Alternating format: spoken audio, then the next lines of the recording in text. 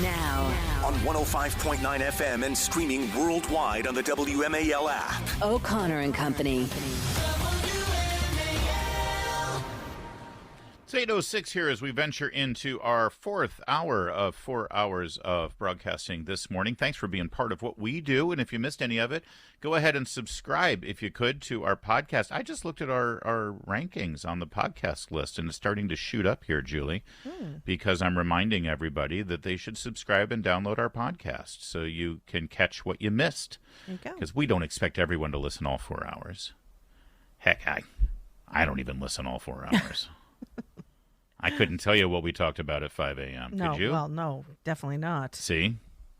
So that's why I subscribe to the podcast, so I can remind myself. You know who does listen all 4 hours? Margaret Olohan. Absolutely. Absolutely she does. She, of course, the senior reporter at Daily Signal and friend of this program. She joins us now. Margaret, good to talk with you. Thanks for being here. Top of the morning to you, Larry. Well, it's actually the top was at 5 in the morning, but I appreciate the Irishness of your greeting. Mary Margaret, yesterday, some of your best work occurs standing out in front of the Supreme Court and interviewing protesters and counter-protesters. One specifically really stuck out to me. This is Elizabeth Gillette. You spoke with her as she told her story about the so-called abortion pill. While lawyers were arguing the case inside the Supreme Court, you heard this. The abortion drug was not safe, and it wasn't easy like they told me it was going to be. They said it was going to be like a double period, and that just wasn't true. I'm here because in 2010, I was prescribed the abortion drugs, and I was not prepared for how severe and devastating those drugs were going to be.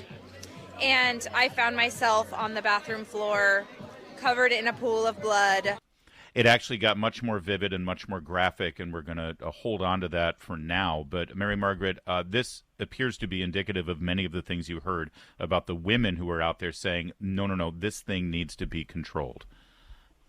Yes, that's very true. And I think these stories of abortion pill victims are so important because those on the left that are pushing full access to chemical abortion drugs would rather that no one heard these stories. And so that's why my colleagues and I were at the Supreme Court yesterday giving a voice to these women, because they exist and they have PTSD and trauma from their experiences taking these chemical abortion drugs. They were lied to about them. And now they deeply regret, many of these women, aborting their babies in this way. And they were out there at the Supreme Court to voice their own personal stories and to say we need more safeguards on chemical abortion drugs, because those safeguards have largely been removed over the past decade, particularly during the coronavirus pandemic when Democrats kind of utilized the coronavirus so-called crisis to say we should take all restrictions off these abortion drugs so that women can access them more easily. You know, the lack of information women have about these abortion pills is really horrifying and dangerous, but it reminds me a lot of what's going on with the trans movement. You wrote a book about this, or it's coming out, the D-Trans, the true stories of escaping the gender ideology cult.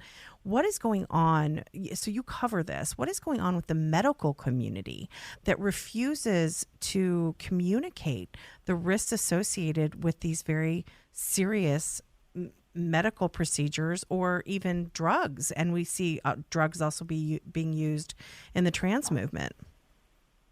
It's such a good comparison that you bring these two issues together, because in the medical community, we've seen for a long time now, but it's becoming more and more prescient lately, we've seen that the medical community is more focused on ideology over science. And we saw that during COVID, and we see that with the trans issues, and we see that with abortion and chemical abortion. Doctors, in the same way that we're seeing crises in the plane industry and in our infrastructure, we're also seeing these crises in the medical community where all this woke ideology and the far left ideas on gender are being infused into places that they should not be, such as science and healthcare. So whereas a girl should be able to go to her doctor when she's taking testosterone and say, I'm really suffering from this testosterone, can you help me? The doctor nowadays will say, oh, well, if you think you're a man, you must be a man. And he's going to pretend that she's not taking testosterone, that she just has male problems, and he's going to treat her like that. And that blows my mind. The arguments that the Supreme Court heard yesterday, it appeared to be focused more on whether the doctors who are trying to challenge the FDA's ruling on the availability of the so-called abortion pill, whether those doctors had standing or not. It didn't really get into the issues of what this pill does and whether there's appropriate regulations on whether the medical industry should be actually doing better care for the women, right? Or am I misreading exactly how these arguments went? No, you're right, Larry. It's nuanced, and they did particularly dive into whether the doctors had standing in their case. The main plaintiff in this case, which is represented by the Alliance Defending Freedom, is Dr. Christina Francis. She is a pro-life OBGYN, and I don't know if you two got a chance to see it, but she went on CNN last night with her lawyer, and during an interview with Caitlin Collins actually tried to tell Dr. Christina Francis that she tried to gotcha her. So she said, just to be clear, you've never had to go to the emergency room to perform an abortion for someone who had complications from taking chemical abortion drugs. And Dr. Christina Francis said on air, actually, yes, I have had to go to the emergency room to remove the mangled body parts of a baby that had died during a chemical abortion. And so, that's a really interesting interview. I think that Collins and other mainstream or establishment media types would like people to believe that there are no doctors that are put in compromising positions and having to deal with the end result of a chemical abortion, which is part of the argument that chemical abortions often result in surgical complications. So they're not as safe as everyone is saying they are. But this all plays into it. It's very nuanced and complicated. Yeah. We'll have to take a look at that. I didn't see that, and it's a good lesson for Caitlin Collins, that whole, don't ask the question you don't already know the answer to but on live television. I just want to say, there on so many things having to do with women's reproductive health, women are not told from I remember when I was a very young woman and I had gotten married, no doctor, during my gynecological appointments talked to me about fertility, talked to me about my age, talked to me about if you want to have kids, you better get going. It was all just a mystery. And in fact, culturally, I was told, you have plenty of time, work on that career. Talk to me a little bit about how in every aspect of women's reproductive area, women are left in the dark, and especially young women. And I think that's particularly horrible for young women to be left to figure it out on their own. You're absolutely correct. And I think that women are lied to on many levels nowadays. Chiefly that lie that you shouldn't be focusing on the things that matter. You should be focusing on career, and you have all the time in the world to eventually have a family, which is biologically and just factually inaccurate. You do not have all the time in the world to have a family. And we all know that this feminist lie that is sold to many women is beginning to come to light, I think, largely thanks to social media and in a large part to Gen Z's kind of awakening here as to all of this nonsense they're being fed and maybe what actually matters. That's why you see such a resurgence of this trad movement lately, which not all of it is good, but a lot of it is young people being drawn to the ideas of loving family and a cohesive family unit and serving other people. And I think that's really great. It's a really promising return. And if we can hang on to the good parts of that and get rid of some of the more extreme LARPy parts of it, I think that would be a great sign for our culture. Yeah, Mary Margaret, thank you for doing that great work at the Supreme Court yesterday. Where can people find your videos and your reporting that you did for Daily Signal? You can find them all at dailysignal.com, on Daily Signal's YouTube, and on my Twitter, Mary Marg Olohan. Well, and one thing we've learned here over the years is regardless of what the Supreme Court does, regardless of the existence of Roe v. Wade, ultimately, the way we're going to change what's happening in this country with regard to the unborn human beings that are still facing a death sentence in so many ways, the way is to tell these stories and get the stories out here. That's what you're doing, and it's frankly more important than what happened inside the Supreme Court yesterday. So thank you for doing it, Mary Margaret. Thank you. It's 8:15. So we were mentioning over the course of the last couple of months how many anti-Second Amendment bills were being passed through the Democrat-controlled legislature in Richmond and sent to Governor Youngkin's desk. And the whole idea of these, it's not like there's this huge gun crisis in Virginia, or there's been, in fact, when it comes to gun violence, and this includes the statistic of suicide, although it shouldn't. But even if you include the gun control advocates' suicide numbers in the gun violence category, Virginia's around the middle of the country right now, actually a little bit on the downside compared to other states. But when Democrats seized control of the legislature in Richmond, they decided to put forth, 60 total, I think, bills meant to curb Virginians' Second Amendment rights. And the whole idea of these bills was to box Glenn Youngkin in. If he vetoed them and stayed true to his constitutional instincts, they would use this against him in whatever race that he has. I mean, if he's going to run for something next, it'll be president. And they'll say, look, he vetoed this. He vetoed 30, 40. The Moms Demand Action moms and the Everytown moms in their little orange shirts will get up there and say he does not care about safe children. He does not care about gun deaths. Yes. And the reality of whether these bills actually do anything to solve any problems never comes out in the ads. What was actually in the bills never comes out. All they wanted was a line in an ad that said he vetoed 40 common sense gun safety bills. Yeah, literally the bills could have said Johnny is a good boy or whatever is from the all they cared about. It didn't even. They just threw up on a page and sent it to the governor so he could veto it. So they have this record. And by the way, I'll be honest. I mean, I am always concerned about any Republican politician faced with a situation like this because I know there are people who whisper in their ears saying, well, you can't veto all these bills because it's going to, come back to hurt you. They're going to use it against you politically. Well, I'm here to tell you, God bless Governor Youngkin. Yeah. Because yesterday, boy, he had a busy day yesterday, and his writing hand is kind of, must be a little sore because he vetoed 30 bills yesterday, all related to gun ownership, all related to the right to bear arms and to the right of self-defense, as well as hunting and whatever else you want to have your gun for. Good for him. Yeah, good for him. That was, tough move. And that. Yeah. Your colleague, Gabriella Hoffman, over at Independent Women's Forum, by the way, celebrated this, said Glenn Youngkin just vetoed a lot of gun control bills. And she said, I get to keep my modern sporting rifle and my AR-15. Gabby Hoffman, who I think is about 5 foot tall yes.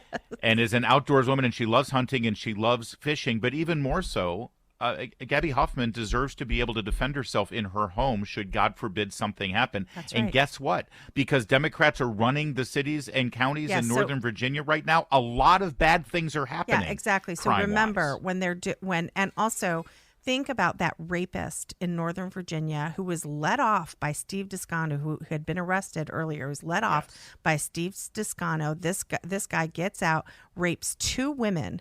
It is absolutely horrendous. They probably did not have a firearm to defend themselves. And at the same time, these things are happening when criminals are coming over our southern border and making it to Virginia and Maryland and D.C. These elected politicians are working to prevent you from protecting yourself. Every time they talk about an assault weapon, I will think of little Gabriella Hoffman defending herself in her home or in her apartment for some intruder. I want her to have, you can call it an assault weapon if you want. That's what I want her to have, and my daughter to have. Oh, poor Don Lemon. When last we checked on Don Lemon, he was having a feud with Elon Musk because he was such an insufferable jerk in his interview. And Don Lemon, I think, did that to get attention, thinking, oh, this is great. This is going to get more people to watch my little X video show, right? Didn't exactly work out that way. According to the New York Post, the numbers on his streaming show are dismal. Absolutely dismal. Nobody's watching. Here's the beauty about online streaming shows. Like, I do a streaming show for Town Hall, and everybody knows exactly how well it's doing on YouTube because it tells you right there how many views you're getting on YouTube, right? Right.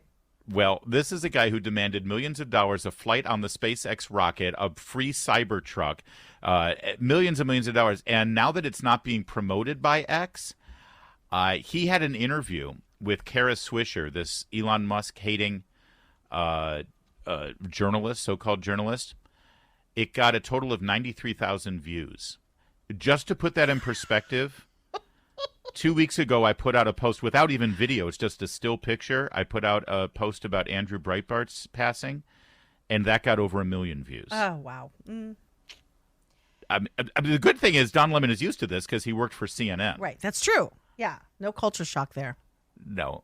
Poor guy. Yeah. What will happen? I guess it doesn't matter because he just got paid $25 million from the company that fired him. Imagine that. You bring no ratings. You create a toxic. I would be so good at that. I know.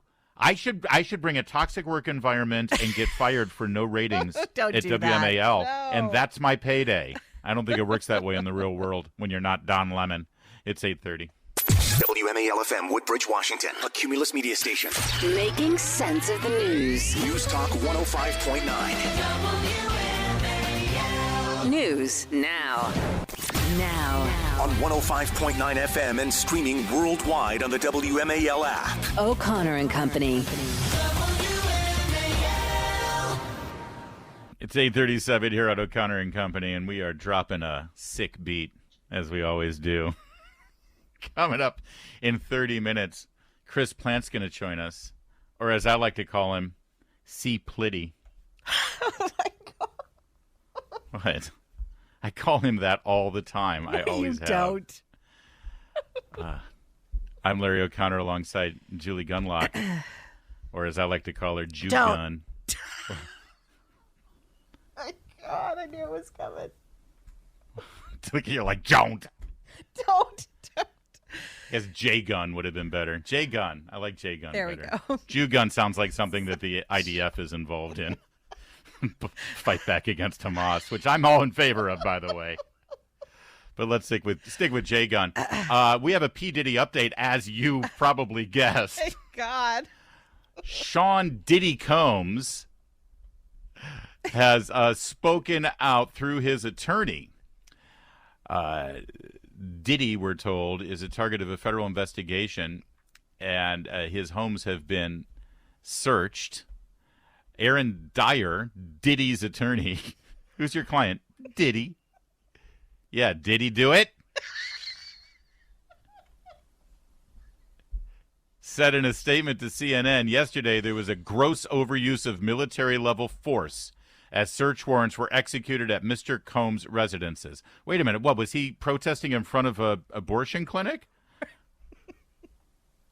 Good question.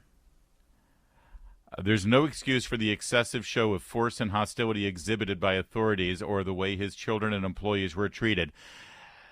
Diddy's attorney went on to say, don't you know we supported Biden in the election? No. No, he didn't do that. Okay. Sorry.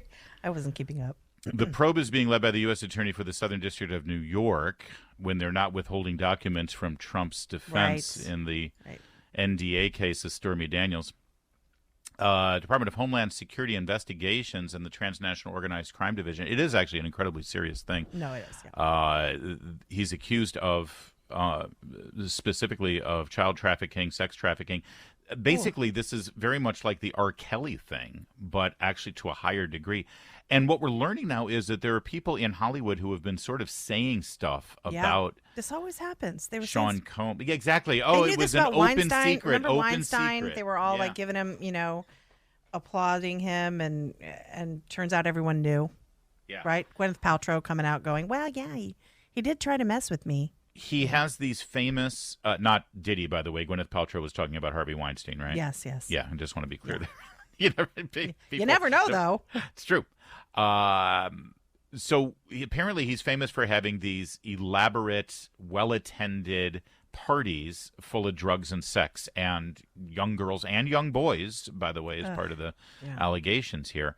And in the documents that support, there's a civil lawsuit as well as this criminal investigation. In the documents, a member of the royal family is named as one of the people who attended these parties. And it's not Prince Andrew. No. It's the next, Prince Andrew, of course, was was Queen Elizabeth's son, but like the third in line. He was never going to be king. He never really had any responsibilities. He's a playboy, famous playboy. Yeah, and who do we know in the next generation who's exactly like that? Prince Harry. That would be Prince Harry. And we know he likes drugs. He's admitted it. He is named in a $30 million lawsuit against Diddy, where he's not Harry, but the rapper is accused of sex trafficking and sexual abuse. You know what I find Harry's name pops up. You know what I find so interesting is didn't Sean Combs go through this sort of don't you remember, didn't he have a butler at one point? And that has not been part of my discovery and my deep dive into the conspiracy theory. I feel like but I do remember hearing something about it. I remember he had a butler, and then I remember some pop culture story where he was really into, this sounds a little insane, but he was really into Downton Abbey, and he was sort of into. So I find it kind of interesting. He likes that the Brits. Well, that then Harry was apparently attending allegedly attending some of these parties. This sort of feeds into a lot of the suspicions about what it's like. Why did Prince Harry lose his mind like this? It can't just be Meghan Markle. No, Meghan Markle is a symptom, but ultimately, I think that Prince Harry did so many sort of atrocious things during his Playboy years with the drug use and with the parties and with quite possibly abuse. I don't want to use the word abuse, but and he's not. Look, he's also not the brightest bulb on the tree. Okay, let's call it misogynist behavior to young women. Right. That he's going through this cleansing process where he feels so guilty about all of that. Yeah. And feels like he's such a bad that he then found a Meghan Markle to basically publicly humiliate him for his own good. I guess I know that I'm known about Exodus 90. Is that what you're doing? Seriously.